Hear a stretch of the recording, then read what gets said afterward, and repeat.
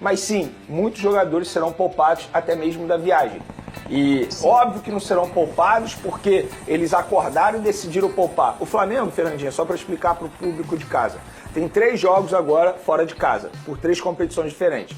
Fala pessoal, sejam muito bem-vindos ao Flamengo Informa. E agora vamos acompanhar as últimas novidades, muitas informações sobre o Mengão que tá treinando forte e vai enfrentar o time do Botafogo lá da Paraíba. Lembrando que o primeiro jogo fora de casa e o segundo será o mando de campo do Mengão. Muitas informações lá da imprensa carioca, é isso que vamos acompanhar no vídeo de hoje. O Vene trouxe as últimas informações, a Fernanda também. Eles puderam mostrar ali bastidores e também o que esperar para esse grande jogo importante, né? O Flamengo deve ir com um time alternativo, mas isso mostra também a capacidade desse elenco de voltar com a vitória mesmo com um time que não é o titular.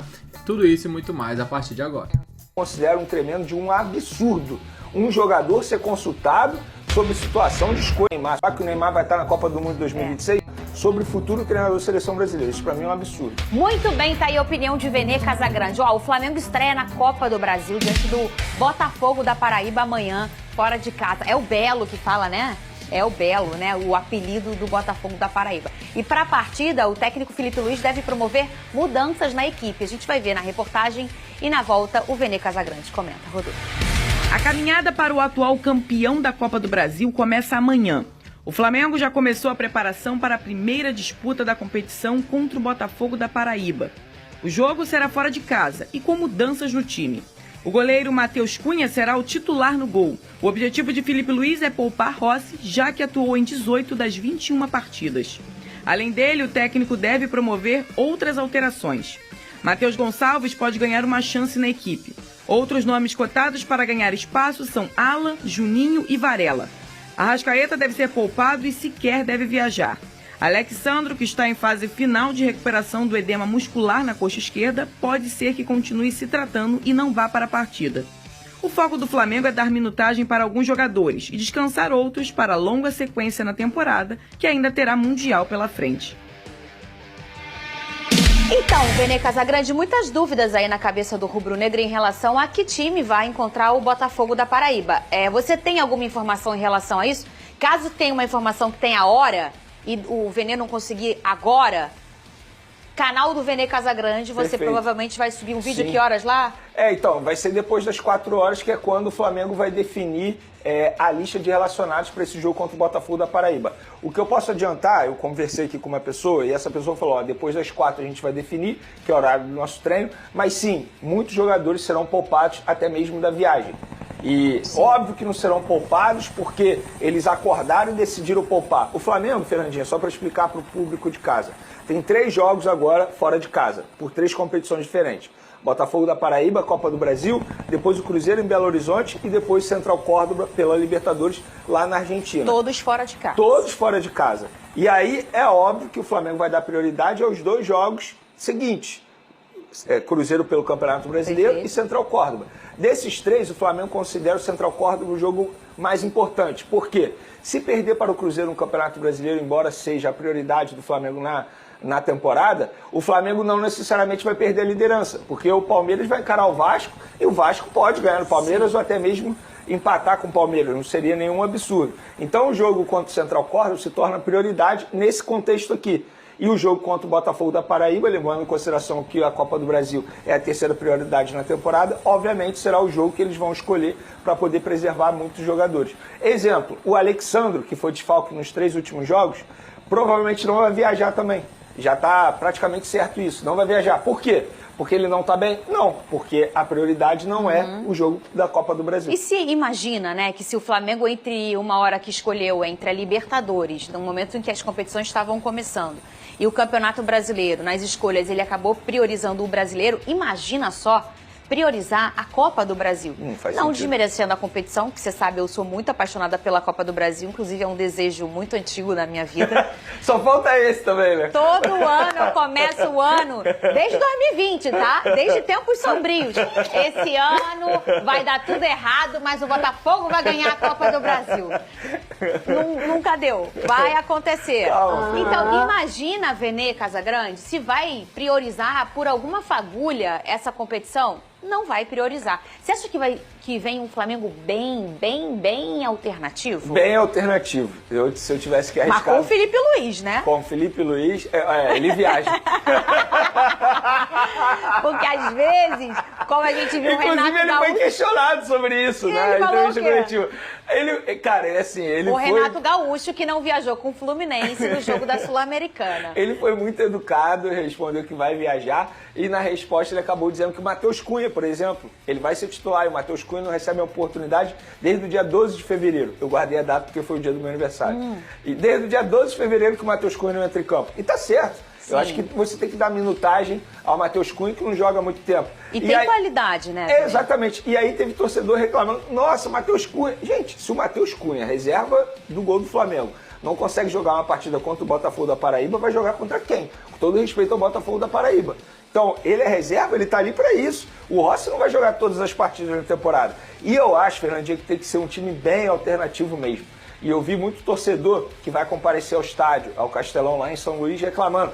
O Flamengo deveria botar o time principal, nunca joga aqui. Gente, primeiro, o Flamengo não tem esse compromisso ele faria com ninguém. Tour, né? Pegaria os jogos e passaria no Brasil. Esse mando não é do Flamengo, não foi o Flamengo que vendeu o mando de campo. Não teria nem essa responsabilidade. E terceiro, tem que pensar no melhor para o elenco e para a temporada. Então, com todo respeito ao torcedor rubro-negro que vai comparecer ao Castelão, eu acho que esse planejamento do Flamengo foi feito de uma maneira extremamente correta. A prioridade tem que ser Cruzeiro no final de semana e Central Córdoba na outra quarta-feira. E a gente sempre defende aqui nesse programa o torcedor que a gente chama de off-Rio, né? É isso. São os torcedores. Aqui no futebol carioca, o torcedor que mora fora do Rio de Janeiro é muito grande. Do Fluminense, do Flamengo, do Vasco e do meu Botafogo. Eles são grandes, são espalhados, são os 4 grandes, tem uma torcida nacional mesmo.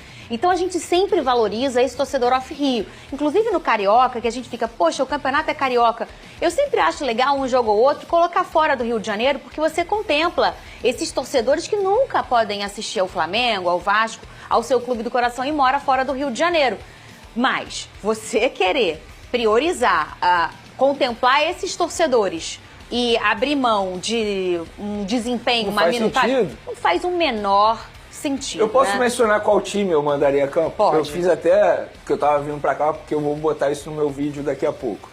Matheus Cunha, eu botaria o Matheus Cunha, obviamente. Varela, daria minutagem pra ele. Danilo e João Vitor, seria a minha dupla de zaga. Essa seria a sua dupla de zaga. Danilo e João Vitor. Você dá a minutagem ao Danilo e, obviamente, ao João Vitor, que é um zagueiro, cria das categorias de base do Flamengo, que joga muita bola. O Felipe Luiz é apaixonado nele. Na lateral esquerda, não tem como você botar o Alexandre, porque provavelmente ele não vai viajar, estou partindo desse princípio. E aí você bota, enfim, outro jogador, Ayrton Lucas, para continuar dando confiança a esse jogador. Alan, Pablo Lúcio, que é outro jogador que eu colocaria também, cria das categorias de base, joga muita bola e o Felipe Luiz é apaixonado nele. Matheus Gonçalves, um jogador que tem pouca minutagem, e o Felipe Luiz o elogiou. O pessoal do Twitter estava perguntando dele. Tem que ser ele. Você tem que dar minutagem a esse jogador, tem que dar confiança a esse jogador que tem muita qualidade. E meu ataque seria Luiz Araújo, Plata e Michael. Eu botaria esse time titular. E no segundo tempo eu mudaria muita coisa.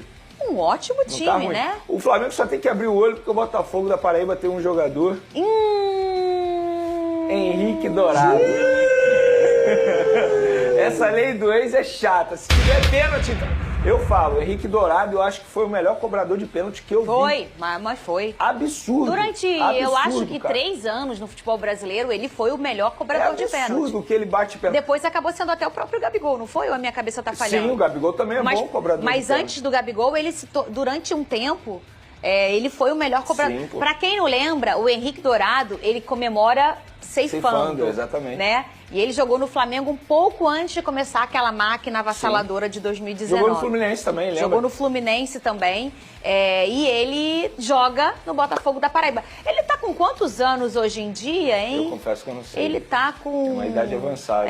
Porque ele já não era novinho na época, a gente tá falando de 2019, sim. Nós não somos bem de matemática. É melhor a gente falar uns 35. Por aí. E acertei, 35. Uns 35. Eu estaria até mais, até que não tá tão... Mas esse tipo de jogador experiente, ele vai na sede. Sabe? Na sede, o Vene falar, posso até perder de 5, Mas É isso. uma ceifada eu vou fazer. Se eu fosse jogador do Botafogo da Paraíba, eu ia querer dar a vida num jogo contra o Flamengo. Imagina. Porque, assim, todos os holofotes estão para esse duelo, né? Imagina você fazer um gol no Flamengo, ou o goleiro se destacar diante do Flamengo. É a oportunidade de você receber uma proposta melhor para sua carreira, pensando no seu pé de meia. Então, assim, muito torcedor do Flamengo brincar contra o Flamengo, os jogadores dão a vida. Sim, isso, tem que ser assim. É óbvio. Porque é quando você tem mais visibilidade. E é óbvio que você também aumenta a competitividade quando você faz dessa maneira. Mas mesmo assim, independentemente do time que entra em campo, o Flamengo é o favorito. Né? Muito bem. Porque, teoricamente, ainda vai jogar em casa com o apoio da torcida. Olha aí, como é que tá a questão, Vene, da venda do Wesley? Tem expectativa de algum clube inglês? Você tem alguma informação em relação a isso? Vamos lá. O colega Flazoeiro, ele trouxe aí nos últimos dias que os empresários viajaram para a Europa para fazer um tour e visitar clubes.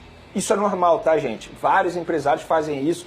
Por exemplo, eu lembro do Reinier, eu lembro que eu acompanhei de perto, que a família do Reinier viajou para a Europa e visitou vários clubes antes de ser vendido para o Real Madrid. Isso, né? Por aí, né? 17. Por aí. 17, 18, eu lembro muito bem disso. O Hendrick também fez a mesma coisa. Então, vários jogadores, os empresários fazem isso, para conhecer a estrutura, ver local, moradia, isso faz parte. E os empresários do Wesley estão fazendo esse tour nesse momento, foram para a Inglaterra. A questão é o seguinte, Fernandinho, é questão de tempo para o Wesley ser vendido e eu acho que o Flamengo está certo. A economia precisa gerar. Para o Flamengo continuar a ter uma boa saúde financeira, precisa fazer boas vendas. É o sonho do Wesley, ele não esconde isso, e é o melhor momento do Wesley. Então acho que o Flamengo tem que aproveitar isso. Mas você não acha que para a saúde esportiva hoje do Flamengo, o Wesley é uma peça muito importante, Vene? Claro, a gente pensando até em elenco, em quem fica em seu lugar. Quanto tempo que o Flamengo passou, desde que o Rodinei saiu, com aquela lacuna. E até o Rodinei pegar uma bola, bater um pênalti, ser campeão, a torcida ainda tinha uma questão com o Rodinei. E ele talvez por ser um personagem muito... com aquela questão de ter uma voz fina e de ser muito brincalhão, de ser um cara de muito ambiente, muito de resenha, energia, acaba virando um personagem, vamos dizer assim, no futebol, né? E esses personagens acabam demorando mais a conquistar a credibilidade esportiva. E aí, eu acho que por conta de ser um personagem, o Rodinei até demorou mais, porque ele é um super lateral, queria muito ele no fogão. O Wesley, você não acha que ele vai ser, de todas hoje as lacunas que alguém pode deixar em sua saída, talvez o Gerson e o Wesley sejam lacunas difíceis de serem completadas? Vamos lá, Fernandinho, eu concordo com você. É óbvio que o Flamengo tem que pensar também no ganho esportivo dentro de campo. Mas estamos falando também de um sonho. O jogador ele tem um sonho de jogar na Europa. E a gente precisa também analisar o clube também como empresa. Para você fazer essa economia gerar dentro do Flamengo, você precisa fazer receita. E fazendo receita com venda de jogadores é importante. E o Wesley hoje é tratado como a próxima venda milionária. Sim. A gente entende o ganho esportivo dele, mas é para isso que a diretoria está lá. Porque quando você vende um jogador, quando você perde um jogador, seja por venda, por lesão, eu acho que a diretoria tem que estar pronta para fazer uma boa reposição. Sim. E você vender o Wesley, e aí eu já posso falar o valor? Posso falar o valor? Pode. Você vendeu o Wesley por cerca de 35 milhões de euros, que é a meta do Flamengo. Mais que o Celote, a gente falou aqui. Pois é. Você vendeu um lateral direito por 35 milhões de euros, é algo que pouco clube consegue fazer atualmente no futebol brasileiro. Então eu acho que não tem jeito, é bom para todo mundo. Vai ser bom pro Wesley, porque ele vai conseguir realizar o sonho dele, de jogar na Europa. E ele passou uma decepção, né, na última vez. A gente pôde ver aí, ele quase foi para a Atalanta, acabou não indo, ficou decepcionado. E no fim das contas, que bom que ele não foi, porque valorizou o jogador, ele está feliz, o Flamengo vai ganhar mais dinheiro também futuramente, mas eu acho que é algo que assim, é difícil você segurar. Por exemplo, o Estevão no Palmeiras, várias outras situações é difícil você segurar, porque estamos falando de um desejo de um atleta. E já existe um acordo também dos empresários com o Flamengo. Então tá aí, né? Tá aí um pouco da análise do Vene, da Fernanda também, onde eles puderam falar sobre o futuro do Wesley. Claro, como ele bem disse, né? É um desejo antigo já do atleta, dos empresários. Ele complementa ali dizendo, né? Eu não vou deixar, senão vai ficar muito longo o vídeo. É onde, claro, o Flamengo vai vender se for melhor pro Flamengo também, né? Porque o empresário quer que ele vai vender, entendeu? Se for algo bom para as duas partes, maravilha. E lateral direito é uma função que está meio que extinção no futebol, né? Não digo nem só no Brasil, mas também mundialmente é muito difícil contratar um lateral direito bom. Tanto é que a gente vê vários times pelo mundo, europeus aí, em especial, né, passando dificuldades, porque não tem o lateral direito daquele onde você tem a confiança. Na seleção brasileira não tem também, então o Wesley talvez surja aí como um grande nome, um dos potenciais melhores laterais aí nos próximos anos. Diz o que vocês pensam, comentem abaixo, daqui a pouco voltaremos com mais informações, até logo mais, valeu!